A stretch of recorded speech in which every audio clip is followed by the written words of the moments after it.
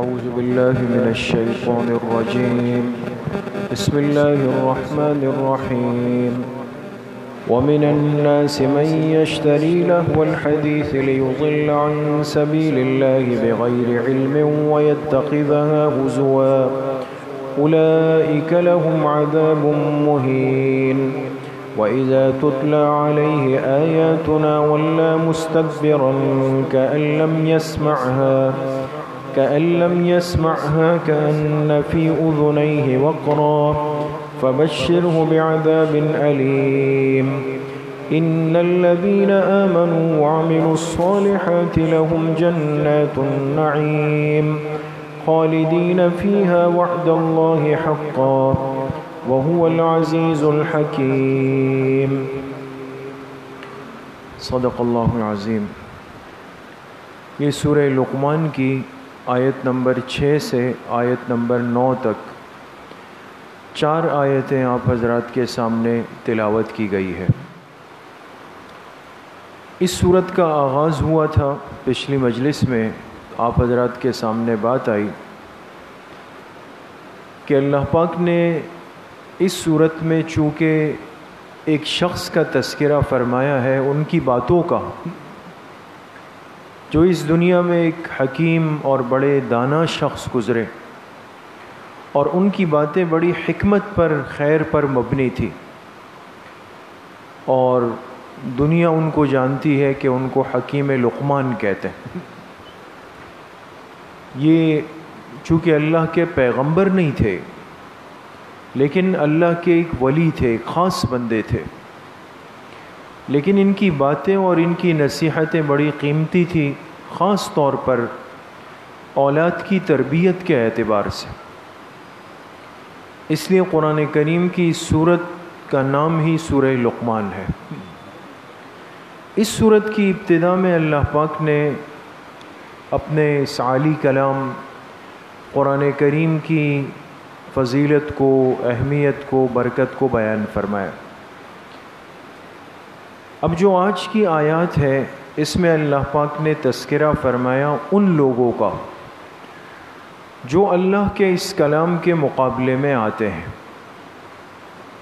قرآن کریم کے مقابلے میں ایسی چیزوں کو سامنے لاتے ہیں جس سے انسان کا ذہن قرآن کریم سے دور ہو جائے. اور یہ ہم سب کے لیے بہت بڑی عبرت کی بات ہے اور سمجھنے کی بھی بات ہے کہ اس دنیا میں سب سے پہلے وہ کون سی چیز تھی کہ جس کو لا کر انسان کے ذہن کو قرآن کریم سے دور کرنے کی کوشش ہوئی. ان آیات کا ترجمہ ہے وَمِنَ النَّاسِ مَن يَشْتَرِي لَهْوَ الْحَدِيثِ، اور لوگوں میں سے بعض لوگ ایسے ہیں جو کہ خریدتے ہیں لہو الحدیث، کھیل کود کا سامان. کیوں خریدتے ہیں؟ لیضل عن سبیل اللہ، تاکہ لوگوں کو گمراہ کر دے اللہ کے راستے سے، بغیر علم، بغیر کسی دلیل کے. وَيَتَّخِذَهَا هُزُوًا، اور انہوں نے بنا رکھا ہے اس کو ایک کھیل تماشا. اولئک لہم عذاب مہین، ایسے لوگوں کے لیے ذلت کا عذاب ہے. وَإِذَا تُتْلَى عَلَيْهِ آیاتنا، اور جب ایسے شخص کے سامنے ہماری آیتوں کی یعنی قرآن کی تلاوت کی جاتی ہے، وَلَّى مُسْتَكْبِرًا، یہ پیٹ پھیر کے جانے لگتا ہے، پھر قرآن نہیں سنتا، پیٹ پھیر کے جانے لگتا ہے. كَأَن لَّمْ يَسْمَعْهَا، اور ایسا ظاہر کرتا ہے جیسے اس نے سنا ہی نہیں. كَأَنَّ فِي أُذُنَيْهِ وَقْرًا، گویا کہ اس کے دونوں کانوں کے اندر ڈانٹ ہے. وقر کہتے ہیں ڈانٹ. ڈانٹ آپ جانتے ہیں کسی بھی چیز کو روکنے کے لیے، جیسے آج کل ڈھکنا ہوتا ہے، پہلے آپ نے دیکھا ہوگا یہ دوائی کی بوتلیں یا اس میں ایک لکڑی کا ٹکڑا ایسے اندر ڈال دیتے تھے تاکہ کوئی چیز اندر سے نہ نکلے. تو رکاوٹ کے لیے جو بھی چیز اٹکائی جائے اس کو ڈانٹ کہتے ہیں، ڈال الف ٹا. اور اس ڈانٹ کو، اس رکاوٹ کو عربی میں وقر کہتے ہیں۔ تو کان کے اندر ہر سنی ہوئی بات جاتی ہے، لیکن یہ لوگ ایسے محروم ہیں کہ جیسے ان کے کان کے سوراخ میں کیا آ گیا ہے؟ ڈانٹ آ گیا ہے، آواز ہی نہیں جا رہی۔ فَبَشِّرْهُ بِعَذَابٍ أَلِيمٍ، تو آپ ان لوگوں کو خوشخبری سنا دیجئے دردناک عذاب کی۔ إِنَّ الَّذِينَ آمَنُوا وَعَمِلُوا الصَّالِحَاتِ، بے شک جو لوگ ایمان لائے اور نیک اعمال کیے، لہم جنات النعیم، ان کے لیے نعمتوں کے باغات ہیں، خالدین فیہا، جس میں ہمیشہ ہمیشہ رہیں گے، وعد اللہ حقا، یہ اللہ کا سچا وعدہ ہے، وہو العزیز الحکیم، اور وہی ذات غالب ہے، حکمت والی۔ تو ان آیات میں اللہ پاک نے تذکرہ فرمایا اور اشارہ کیا کہ بعض لوگ ایسے ہوتے ہیں کہ جو خریدتے ہیں لہو الحدیث۔ لہو الحدیث کا لفظی ترجمہ جو آپ حضرات کے سامنے آیا، کھیل کود کا سامان، یہ لفظی ترجمہ ہے، اور مراد اس کی کیا ہے؟ تمام مفسرین نے لکھا کہ ہر ایسی چیز جو کسی بھی مومن کو اللہ کے احکامات سے روک سکے، اللہ کے احکامات سے روک سکے، اور ایسی چیز ہر زمانے میں، ماحول میں، وقت کے اعتبار سے الگ الگ ہوتی، لیکن یہاں جس شخص کا تذکرہ ہے اور اس نے جو کھیل کود کا سامان خریدا ہے وہ کون ہے؟ تو یہاں مفسرین نے لکھا ہے کہ مکہ مکرمہ میں ایک شخص تھا اور اس کا نام تھا نضر ابن حارث۔ نضر ابن حارث اس کا نام تھا، اور یہ جب دیکھتا تھا کہ مکہ مکرمہ میں جناب نبی کریم صلی اللہ علیہ وسلم وہ قرآن کی تلاوت فرماتے ہیں اور صحابہ آپ کے ساتھ بیٹھتے ہیں، یا نماز کھڑی ہوتی تھی اس میں تلاوت ہوتی تھی، تو یہ چیز اس پہ بڑی بوجھ ہوتی تھی، اس لیے کہ کبھی بھی خیر کا ماحول اور خیر کی مجلس، یہ یاد رکھیں، خیر کی مجلس کبھی بھی باطل کے گلے سے نہیں اترتی، وہ اس کے لیے کوئی نہ کوئی طریقہ بناتا ہے، شیطان اس کے دل دماغ میں ڈالتا ہے کہ بھئی یہ کر لو۔ نضر ابن حارث نے جب دیکھا کہ لوگ تو جڑ رہے ہیں اور اس شخص کے کلام میں، پڑھنے میں بڑا اثر ہے، مرد تو مرد، گزرتی ہوئی مستورات بھی اس کو سننے کے لیے ٹہر جاتی ہیں، اس نے قرآن کریم کے اس ماحول کو توڑنے کے لیے، اس مجلس کو خراب کرنے کے لیے کیا کیا؟ یہ گیا ایران، فارس، اور چونکہ اس زمانے میں بھی یہ فارس کا، ایران کا ایک ماحول تھا قصوں کا، کہانیوں کا بہت زیادہ، چونکہ یہاں بادشاہ گزرے تھے بڑے بڑے، اور یہاں کے لوگ اپنے بادشاہوں کے تذکروں پہ اور ان کی تعریفوں پہ ایک فخر کرتے تھے، تو وہ قصوں کی، وہ کہانیوں کی کتابیں تھیں، ان کے لیے اشعار تھے، وہ کتابوں میں جمع کیے گئے تھے، اور بادشاہوں کے نام بھی لکھے، ایک کا نام اسفندیار تھا، ایک کا نام بہمن تھا، یہ دو بڑے مشہور بادشاہ ہیں، تو ان دو بادشاہوں کی تعریف میں اشعار کہے جاتے۔ اس نے کیا کیا؟ جا کر وہاں سے، ایران سے، فارس سے قصوں کی، کہانیوں کی اور شعر و شاعری کی، غزل کی وہ کتابیں خرید لی، اور مکہ مکرمہ آنے کے بعد اس نے ایک مغنیہ کو خریدا۔ مغنیہ یعنی وہ لونڈی، وہ باندی جو گانا گاتی تھی، اس کی آواز خوبصورت تھی، اس نے اس مغنیہ سے کہا کہ دیکھو میں یہ کہانیوں کی اور اشعار کی کتابیں لایا ہوں، اور مقصد میرا یہ ہے کہ مسلمانوں کے اس پیغمبر کی مجلس کو توڑ دیا جائے، لہٰذا کل کیا کریں گے؟ ایک جگہ مجلس لگائیں گے اور آپ اپنی خوبصورت آواز میں یہ اشعار اور بادشاہوں کی تعریف یہ گانا شروع کر دینا، تو میں جا کے لوگوں سے کہوں گا کہ بھئی آؤ ایسی چیز تمہیں سناتے ہیں کہ جس سے کانوں کو بھی سرور آئے گا، دماغ کو بھی سرور آئے گا، لطف آئے گا، مست ہو جاؤ گے۔ اس نے لا کر یہ مجلس لگائی۔ قرآن کریم کی یہ آیت سورہ لقمان کی آیت نمبر 6، آپ تمام تفسیریں دیکھ لیں، سب نے یہ لکھا ہے کہ سب سے پہلے قرآن کریم کے ماحول اور مجلس کو توڑنے کے لیے گانے کو لایا گیا۔ آج تو ہم بالکل مست ہیں نا، مست ملنگ گھومتے ہیں، مشکل ہے کہ کوئی گانے کے بغیر گزارا کر لے۔ ہر چیز میں یہ چیز مسلط کر دی گئی، حالانکہ یہ اندازہ نہیں ہے کہ اس کے بنیاد میں مقصد قرآن کریم کی مخالفت تھی، قرآن کے ماحول کو توڑنا تھا، قرآن کی محبت دلوں سے نکالنا تھا۔ اور آج اس کا اثر ہے کہ قرآن کی تلاوت بالکل بھی نہیں ہے، 2-4 صفحے پڑھے پھر دماغ پہ بوجھ، آنکھوں کے سامنے اندھیرا، ہمت نہیں ہے۔ 6 مہینے رمضان کو گزر گئے، قرآن کو ہاتھ بھی نہیں لگایا۔ کیوں دل نہیں چاہ رہا قرآن کی تلاوت کو؟ باقی ہر کام کے لیے گھنٹوں لہیں، فارغ ہیں، کرنے کو تیار ہیں، ہر چیز، چاہے اس کے لیے مجھے کتنی جو ہے وہ خواری کرنی پڑے، لیکن ہم کریں گے۔ معلوم ہوا کہ جسم کی طاقت، استعداد ہے، جبھی تو یہ نوجوان سب کچھ کر رہا ہے۔ اس کو پتہ ہے کہ بھئی یہ کرکٹ کے میچ ہو رہے ہیں، اس کے ٹکٹ لینے، گھنٹوں لوگ پیدل چل کر اسٹیڈیم جا رہے ہیں، گاڑی ایک جگہ پارک کی، پون گھنٹہ واک کر کے جا رہا ہے، یہ چیز قبول ہے۔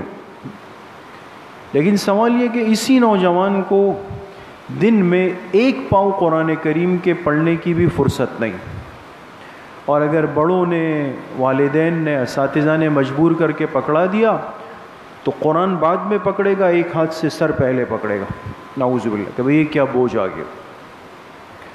وجہ یہ کہ دن کا اکثر حصہ گانوں باجوں کے سننے میں گزر رہا، ہر چیز کے اندر یہ اتنی طاری ہو گئی کہ سن کر خوشی ہے تو گانا ہے، غم آئے تو کہتے ہیں غم غلط کرنے کے لیے الگ قسم کے گانے ہیں، شادی کے لیے الگ قسم کے گانے ہیں، پکنک کے لیے الگ قسم کے گانے ہیں، سالگرہ کے لیے الگ قسم کے گانے ہیں، ہر چیز کے لیے ایک غنا ہے، ایک سر ہے، ایک مزامیر موجود ہے۔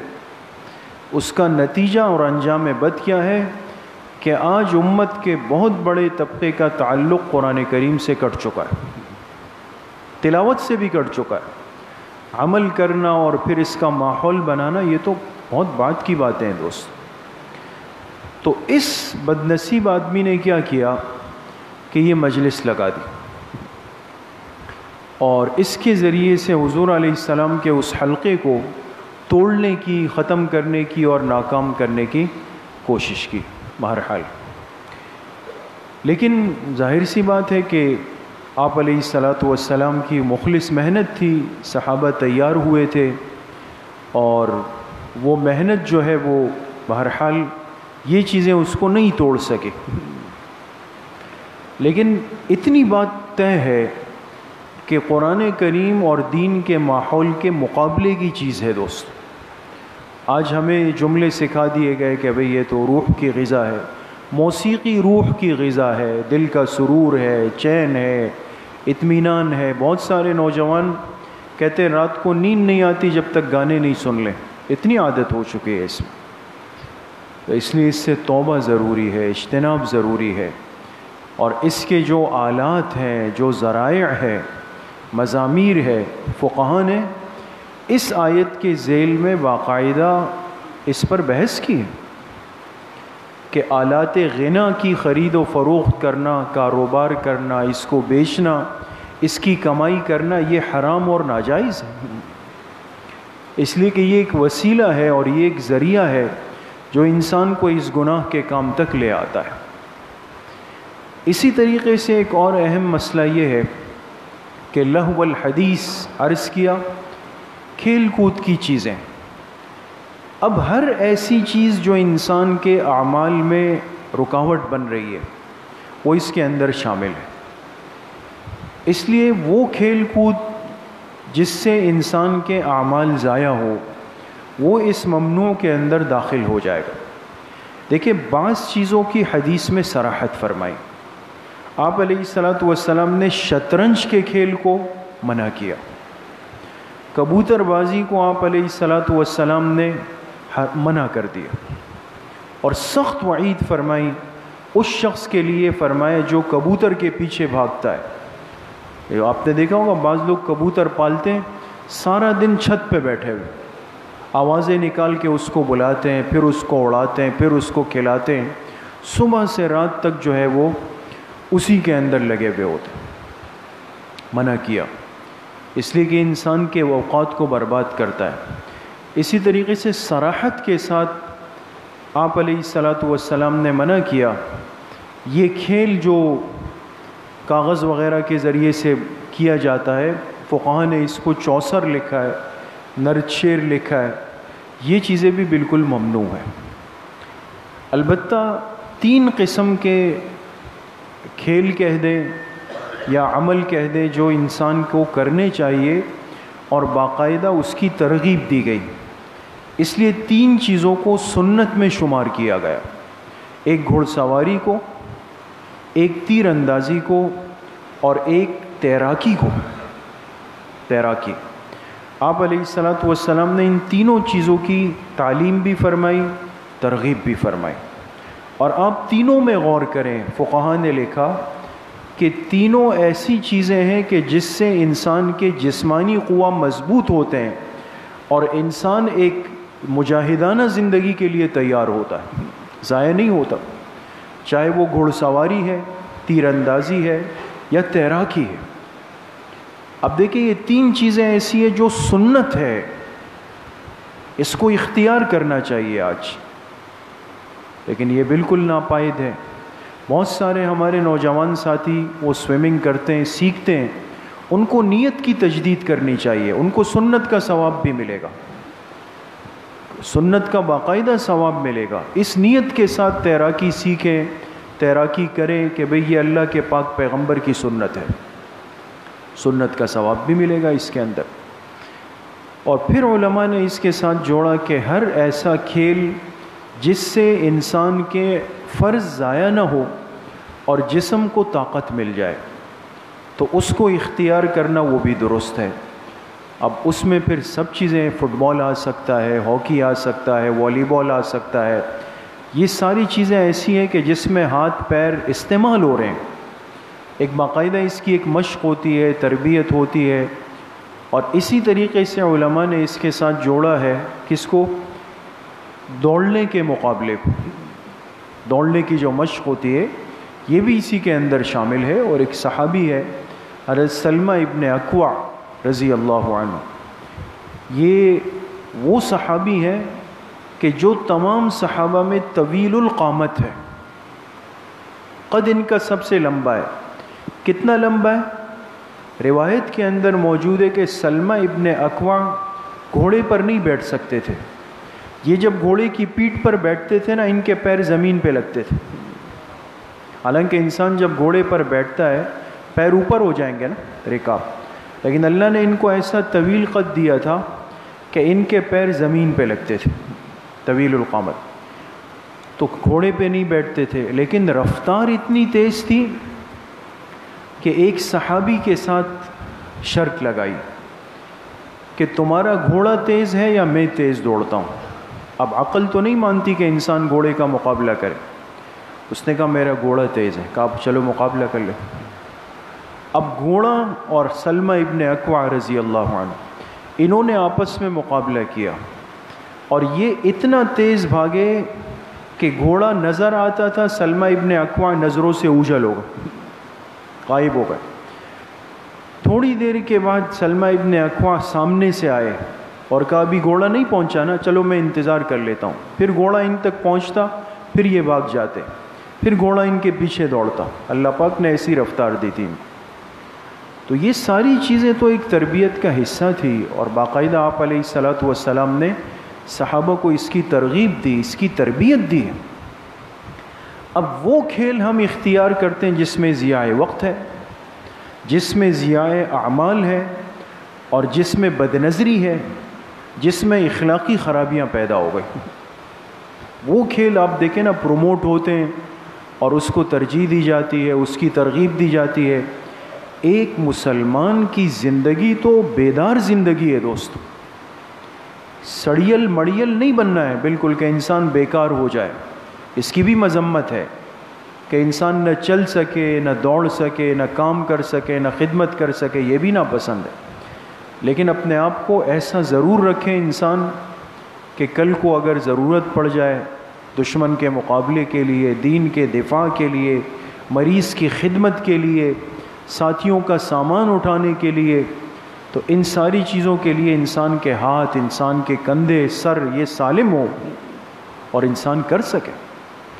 تو اس لیے میرے عزیز و دوستو بزرگوں، یہ گانے باجے یہ وہ چیزیں ہیں جو انسان کو اللہ پاک کی نافرمانی کی طرف لے جاتے ہیں، اور سخت وعید فرمائی کہ اولئک لہم عذاب مہین، کہ ایسے لوگوں کے لیے ذلت والا عذاب۔ توبے کی ضرورت ہے اور ان چیزوں سے اجتناب کی ضرورت ہے، اپنے گھروں کے ماحول کو ان چیزوں سے دور کرنے کی ضرورت ہے۔ اللہ پاک مجھے بھی آپ سب کو صحیح عمل کی توفیق نصیب فرمائے۔ الحمدللہ رب العالمین، الصلاۃ والسلام علی سیدنا۔